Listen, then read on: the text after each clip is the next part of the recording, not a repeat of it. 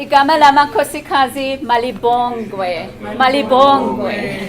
So good morning, welcome. Thank you so much for being here today.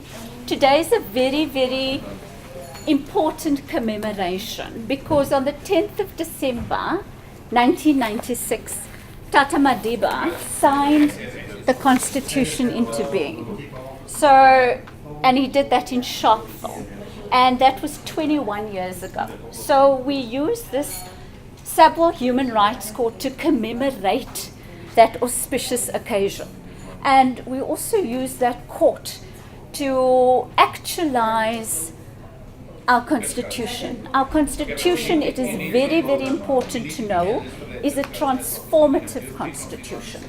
So if you as lawyers or we as lawyers are not doing something in our life about transformation, then we need to rethink our actions. So this court is how we actualize consciousness of human rights, and it is also about developing, it's very much about developing our future legal practitioners. Developing our future legal practitioners is not altruistic, it is essential. It is critical for our economy, it is critical for all those in the rural areas that don't have access to electricity, that don't have access to water. It is critical also, given that we were in the 16 days of activism, for those to stand up against abuse towards our women and our children. So I want to thank you all for being here to share this commemoration. There's a lot of work that our students and our justices have invested in having this human rights court. I also am very honored because this year is the first time that the Sabwa Human Rights Court has had the assistance of those within the Human Rights Commission in the development of our future legal practitioners. So our law students and learners, because we have candidate attorneys as well, so all our law students were assigned several luminaries from the Human Rights Commission. They assisted. It is like a fail-safe. So the learners do all the work, but at the end of the day, if they need that guidance, the guidance is forthcoming at the initiative of the learner. So we don't spoon feed, but we are here to assist and support. So we also have practitioners that were assigned to our learners, practicing advocates, but I mean we don't need to commend them because it's their obligation to do this work. So we've done it before, and why I'm specific about lauding the Human Rights Commission is because it's a Chapter 9 institution.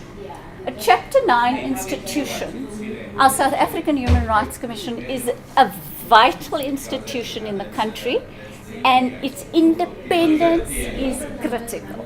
It is an independent vanguard and protector of our South African institution. So it is an honor to have their assistance in the development of our future legal practitioners. And we are also in the company of a luminary that is at the helm of this Chapter 9 institution. So if you're at the helm, you have a huge responsibility on how to drive forward an institution. Its direction is your responsibility. It may be a shared responsibility, but we have that vanguard and that luminary in our midst here today. So if you have not had the pleasure of having a discussion with him, I would encourage you to use this opportunity, to all my law students and our practicing advocates, to capitalize on his decades in human rights. He has decades, he has over 13 years of experience experience is very, very critical. So he can see things from different angles. He's been a researcher, an academic, has a BSc, an LLB, a master's, and I can continue forthwith. But what is commendable, because those of you that have heard me speak, you know that I am a firm believer that knowledge must be used to actualize and transform society in order to honor that knowledge. So if you are an intellectual and you are selfish with that knowledge, then we need to train you, we need to teach you, because knowledge must be used. So in our Luminary, who is the CEO, and he needs no mention, Advocate has been living and has been actualizing the South African Constitution. So he's now using all his knowledge and he's leading our Chapter 9 institution. I would like to use this opportunity to welcome Advocate Tseliso Thipanyane to address us. Thank you so much, Advocate.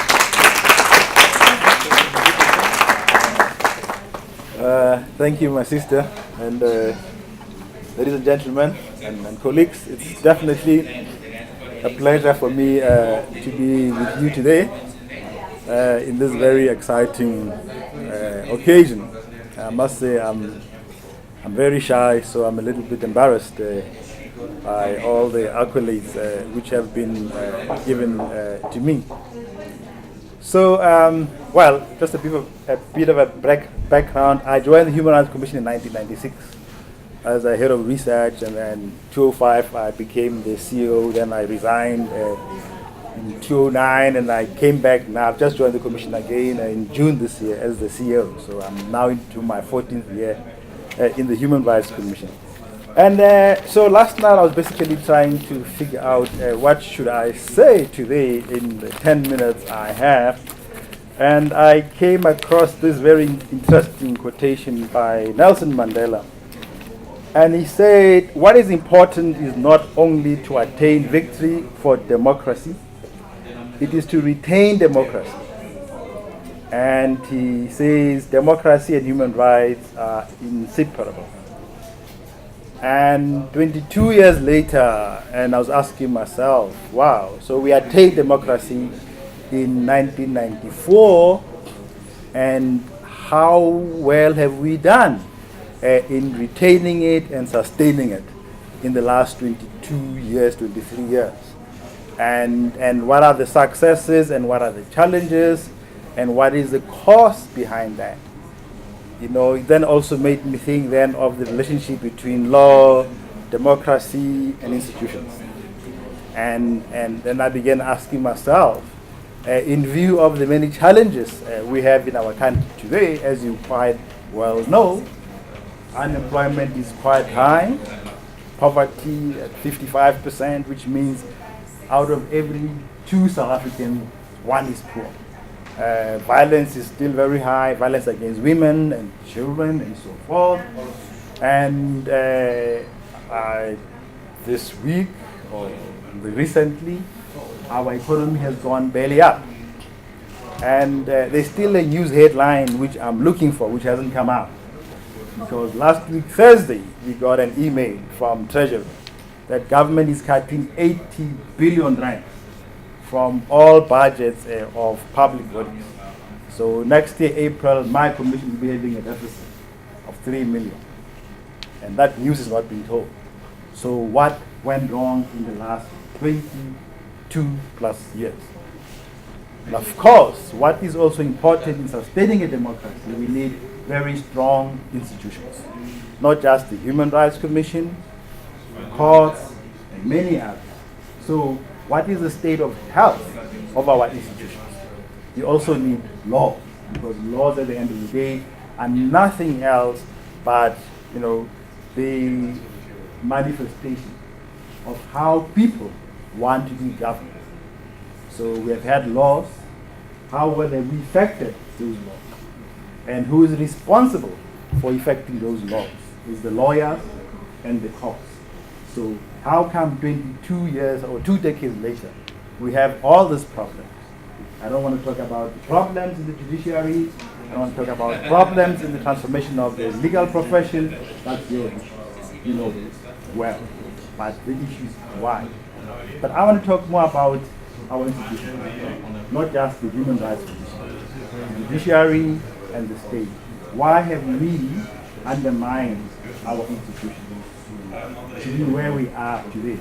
So if Nelson Mandela was to wake up today to say, okay, yes, we attained democracy in 1994, but have we actually retained it and have we sustained it?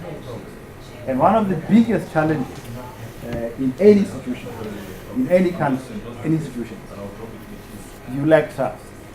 Once you lose trust, you lose confidence, no matter how good institutions you have, they will collapse. The reality today is that the bulk of our people are increasingly losing trust in government, in democracy, in the courts, even in bodies like the Human Rights Commission. And therefore, what does it mean then if we don't address this? So all I want to say, because I don't want to take too long, is that we have a major, major challenge. I guess the last 2 decades have been a wake-up call for all of us to say, comrades, if you don't get all hands on deck, this is where you will be, and this is where we are. So the issue is this: how will the next 2 decades look like? Will they look like Sierra Leone, Somalia, Iraq, Zimbabwe, or Sweden, or Norway? It's all in our hands. Democracy can be sustained.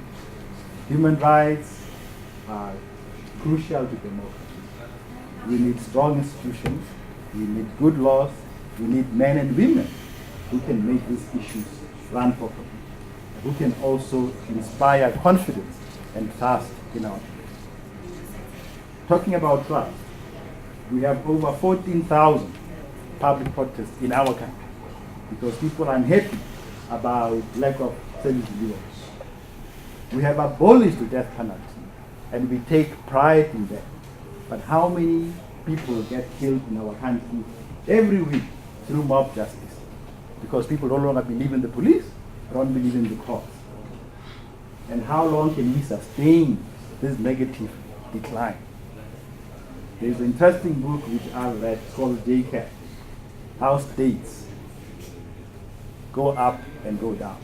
So states do collapse, democracies do collapse, and countries do collapse. And therefore it is the responsibility of those who are in those countries to make sure that their countries do not collapse. And of course, the secrets are very clear, the ingredients are clear.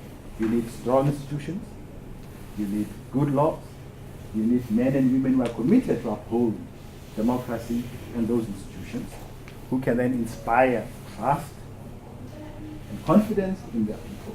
Then you unleash their energy so that they actually build the country. Because if you don't have trust, you don't build the country, and people withdraw.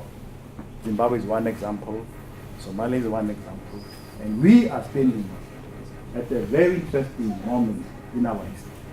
It can go either way. December next weekend will be the beginning of that process. Are we going up or down? 2019 will be a process again as to whether we go up or down. But what is more important really, colleagues, and this is what I want to close by, it's not up to the ANC. It's not up to our leaders. It's up to all of us as South Africans.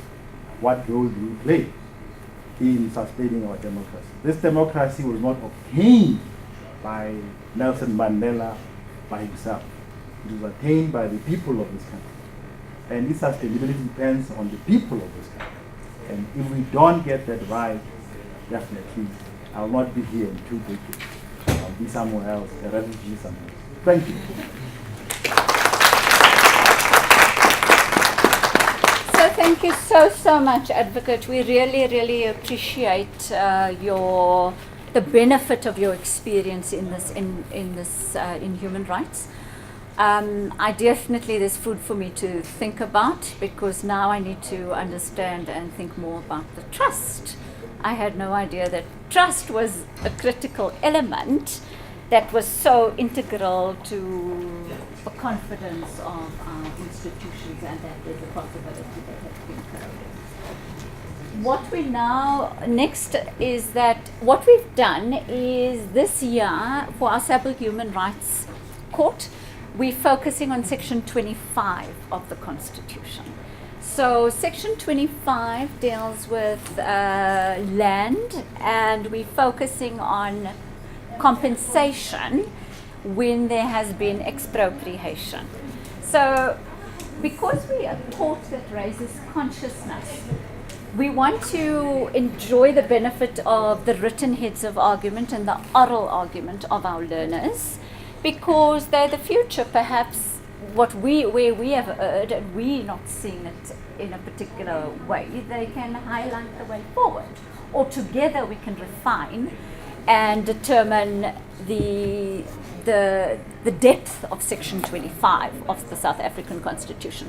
So in brief, the case facts is that we have an applicant that has already been awarded property, but now the department and the erstwhile owner can't decide on the amount of compensation. So the applicant then says, well, I mean, I'm not getting my land, let me approach the court. And the court has called on the respondents, who's the first respondent, the former owner, Ms. Grantham, and on the second respondent was the department, on giving us submissions on how to determine compensation.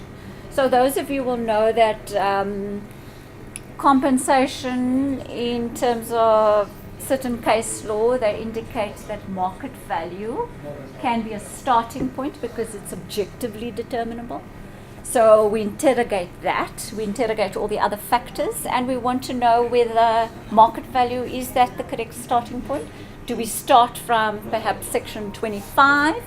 But these are all things that will be debated. So the point of this is that it raises consciousness. So if there is compensation, we have a guideline, and we still await the benefit of the highest court in the land to actually give us a judgment on how we should better approach it. We have Supreme Court of Appeal authorities and other authorities. So let's have the benefit of our learners and our justices. Our court, we have two courts that is running. The first court is on the 4th floor. That's under our experienced Sable Human Rights Court Advocate Chief Justice Malindi, and he has justices with him that will preside. And the other court is on the ground floor with Advocate Chief Justice Anthea Platt, SC.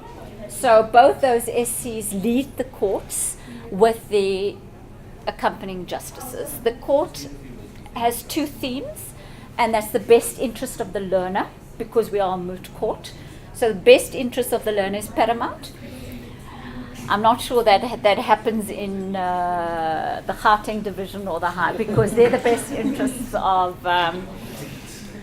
yes. So, but the other point reigns, applicable in our moot court and in all courts in the land, is the supremacy of the Constitution. So our justices are clearly independent. We leave it up to them how they run the court, and you are now, when the court commences, in their hands. So I invite you to join our courts. There's two, and I thank you so much for being here.